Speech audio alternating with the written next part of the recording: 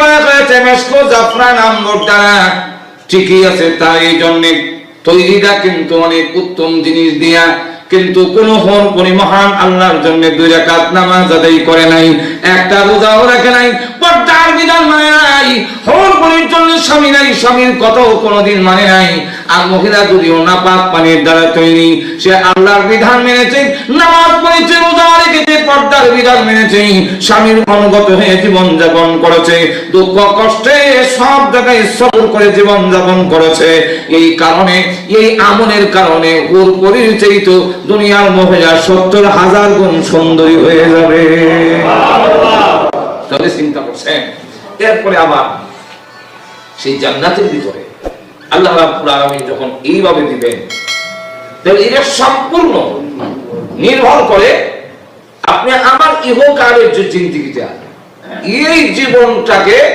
সঠিক পথে পরিচালিত করার মাধ্যমে মহান আল্লাহ ওয়াদা আবদ্ধ আমাদের সাথে জান্নাত দেওয়া। ঘুমে গেছেন আপনারা? আল্লাহ রাব্বুল আলামিন জান্নাত আমাদের দিবেন, ওয়াদা আবদ্ধ, ওয়াদা দেওয়া জান্নাত আমরা, কিন্তু বিনা শর্তে নয়, শর্ত আছে। আল্লাহ রাব্বুল আলামিন বলেন, আমি তোমাদের সম দিছি, সমটা আমার দেওয়া। আমরা কাছে যে সম্পদ,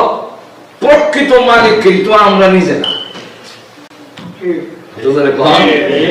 আমার পকেটে যে টাকা আছে, আউন্ড আছে, ডলার আউন্ড আছে, বড়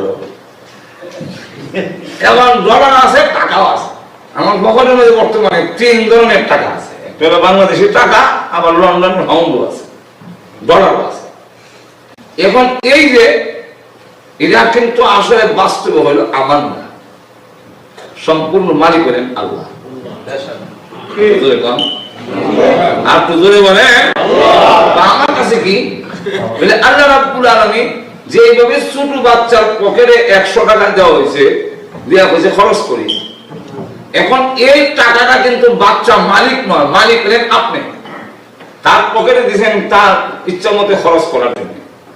কিন্তু সে যদি এই টাকাটা দিয়ে গিয়ে একটা জুয়া কিনে গুনার কাম, তো থাপ্পড় দিয়ে 100 টাকা দিলাম কিনা গুনার কাম কিনে বলে, ঠিক তেমনি হবে আল্লাহ পাক। আমার কথা না, আল্লাহ কোরআনে বলছে। আল্লাহ বলছেন, জানো আমি দিছি, মালো আমি দিছি, তোমার কাছে থাক, কিন্তু খরচ করার সময় শুধু এতটুকু খেয়াল রাখবে যে টাকার মালিক আমি না, আমার আল্লাহ। সুতরাং আল্লাহ নিষিদ্ধ পথে আমি খরচ করব না। আমি এই টাকা দিয়ে সিঙ্গারা খান, আপনি সরিয়া খান, ডালের বড়া খান, আপনার যত কিছু খান, একটাও গুনাহ নেই। শুধু খালি গুনাহ না, সওয়াব না। আমি যদি এই টাকা খরচ করে নিজে খাই, তাহলে মসজিদে দিলে যে পরিমাণ সওয়াব, এর চাইতে বেশি সওয়াব হলো নিজে খাই। আরো আসতে করেন আপনার টাকা দিয়ে যদি আপনার বউ বাচ্চাকে বৈধ জিনিস কিনে দেন, বাচ্চাকে চকলেট দিল সোয়াব, বাচ্চাকে খেলনার জিনিস দিল সোয়াব, বউকে স্নো পাউডার যা আছে সব কিনে দিলেন, সেটাও সোয়াব। সবগুলো সোয়াব এই পরিমাণ মসজিদে দিলে যে পরিমাণ সোয়াব, নিজের ফ্যামিলিতে এবং নিজের জন্য খরচ করলে এর চাইতে বেশি সোয়াব। আল্লাহ রাসূলকে বলছেন, এর অর্থ বেরিয়ে না যে মসজিদে না দিয়ে সব খাই বুঝেন। আমি শ্রেষ্ঠত্বের কথা বলছি যে বান্দা নিজে খাইলে। কিন্তু আমরা দেশে দেখবেন মাজারের মধ্যে নিয়ে একটা মোমবাতি ধরেছে, উপরে বাতি জ্বলতেছে এমন যা বাতি, আর নিচে মাজারের মোমবাতি ধরেছে। এখন এই যে মোমবাতিটা ধরেন, হাসরের দিন যদি আল্লাহর আদালতে দাঁড় করে জিজ্ঞাসা করে, এরে বান্দা এই 500 টাকার মোমবাতি যদি এই টাকাটা তুই খেতি, আমার কোনো আপত্তি আছে, অথবা কবরে যায় এর জন্য যদি কোনো ব্যবস্থা করে দিতে, যিনি কবরে ঘুমায় আছেন ওনার কাছে যদি যাইতো, তাও আমার কোনো আপত্তি আছে না। কিন্তু এই মোমবাতিটা গড়িয়ে গেল, শেষ হইল, উপরে যার বাতি নিচে হলো টাইট লাগে। এখন উপরে বাতি জ্বলতেছে, এই মোমবাতিটা যে জ্বলে জ্বলে শেষ হইল, না তোর হেঁটে গেল না মুক্তার হেঁটে গেল, এটা কোন হেঁটে গেছে জানো? বলে না, মিস্টার ইবলিসের গেল। কেন লেগে দিলে বলে গেছে নাকি কার করে গেছে আরো ধরে কোন আমার দলিল ছাড়া আমি বলি না আমরা বলি না যদি করতে বললেন ইন্নাল মুবাদদিরিনা কানু ইখওয়ানাশ শায়াতিন যারা অপচয় করে এরা শয়তানের ভাই অপচয় যারা হয় এটা শয়তানের হেঁটে যায় এখন এই মোমবাতির টাকাটা যদি কবরে যারা ঘুমায় আছে তাদের কাছে পৌঁছানো হইতো আর সুন্নাত ওয়াল জামাত বিশ্বাস করে ইসারে সওয়াব মানে অন্যরা সওয়াব করে মুদ্দাদের নামে পৌঁছায় দেওয়া এই আকীদা বিশ্বাস আমরা যে আমরা বিশ্বাস করি এই যে যখন নাকি দুনিয়াতে আপনি আলহামদুলিল্লাহ কুল হলো করে বক্সায় দিলেন মুদ্দাদের জন্য সারা কবরে পৌঁছে যায় আপনি যদি এই কথা বলে যে কোনো ভালো কাজ করেন করার সময় যদি নিয়ত করেন এটা আমার মরা বাবার পক্ষ থেকে করতেছি এটা আমার মার পক্ষ থেকে করতেছি তাহলে এটা কিন্তু উত্তম একটা কাজ আপনি করার কারণে সওয়াব আপনি পাবেন অবশ্যই কিন্তু মা বাবার পক্ষ থেকে করতেছি এই নিয়ত করার কারণে এই ভালো কাজের সওয়াবটা অটোমেটিক মা বাবার কবরে পৌঁছে যায় তাহলে এখন চিন্তা করে দেখেন এই যে 5 টাকার মোমবাতি জ্বালালেন এটার আলো কি কবরে গেছে উপরে যার বাতি আছে এই মোমবাতির কি কোনো মূল্যায়ন আছে তাহলে জিন জ্বালানো হবে না মুখ দ্বারা কোনো ফায়দা না এটার নাম কি অপচয় জোরে বলে অপচয় এই যে অপচয় করলেন এটা কেন করলেন এটা তো শয়তান কেন দিলি তোমরা খাইতে আমার কোনো আপত্তি ছিল না তাহলে এখন লক্ষ্য করে দেখেন আল্লাহ রাব্বুল আলামিনের সাথে আমরা ওয়াদা আবদ্ধ হে আল্লাহ ওয়াদা দিলাম আমি একজন মুসলমান মুমিন আমি ওয়াদা করলাম যে আমার জীবন তোমার হুকুম মতে পরিচালিত করব আমার